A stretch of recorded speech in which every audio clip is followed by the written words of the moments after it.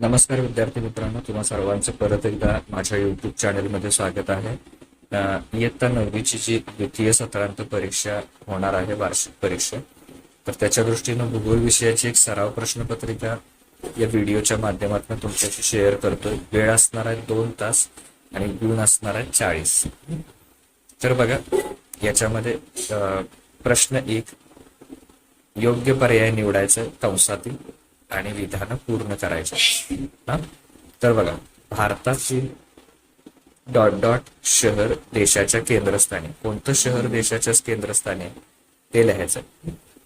त्याच्यानंतर पर्यटन हा प्राथमिक आहे, द्वितीयक आहे, तृतीयक आहे का चतुर्थक व्यवसाय ते लिहायचं.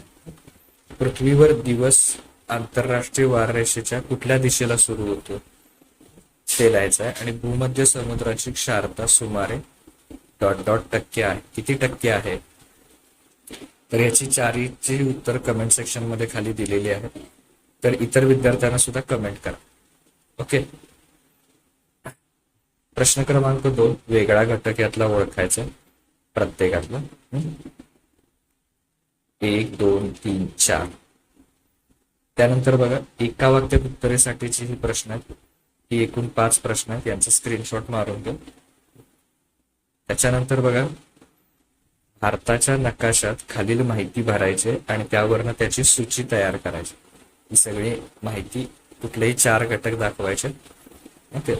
आणि त्याचा पुढचा प्रश्न, नकाशाचं वाचन करून त्यावर आधारित प्रश्नांची उत्तरं द्यायची. तर हा नकाशा आहे, हवं तर याचा स्क्रीनशॉट मारून घ्या. नाव काय बघा, महाराष्ट्र राज्य प्रमुख पर्यटन स्थळे आणि वाहतूक मार्ग. तर त्याच्यावरचे हे 5 प्रश्न तुम्ही काय करायचे, सोडवायचे. त्याच्यानंतर बघा, शास्त्रीय कारणे लिहासाठी कोणतेही 2 आहेत, तरी सुद्धा हे 4च्या 4 करा. यापैकीच परीक्षेत तुम्हाला 2 दिसतील, त्यामुळं हे 4च्या 4 प्रश्न व्यवस्थित करा. ओके. आता बघा, रेषा आलेख काढायचा. ही जी दिलेली माहिती आहे त्याच्यावरनं रेषा आलेख काढायचा आहे आणि त्याखालील जे प्रश्न आहेत त्याची उत्तरं द्यायची. ओके. किंवा याला एकतर हे करा एवढं, नाहीतर त्याला दुसरा प्रश्न काय आहे, या आलेखाचं वाचन करायचं आणि त्यावर आधारित प्रश्नांची उत्तरं द्यायची. दोन्हीपैकी कोणतंही एक करा. 6च्या 6 प्रश्नांची उत्तरं द्यायची. दोन्हीपैकी कुठलंही करा. त्यानंतर सविस्तर उत्तरे लिहामध्ये अर्थव्यवस्थेचे प्रकार सांगा आणि त्याचा हेतू आणि स्वीकारणारे देश याविषयी माहिती लिहा. भ्रमणध्वनीचा उपयोग करून कोणकोणत्या प्रकारे संदेशवहन करता येतं ते लिहा.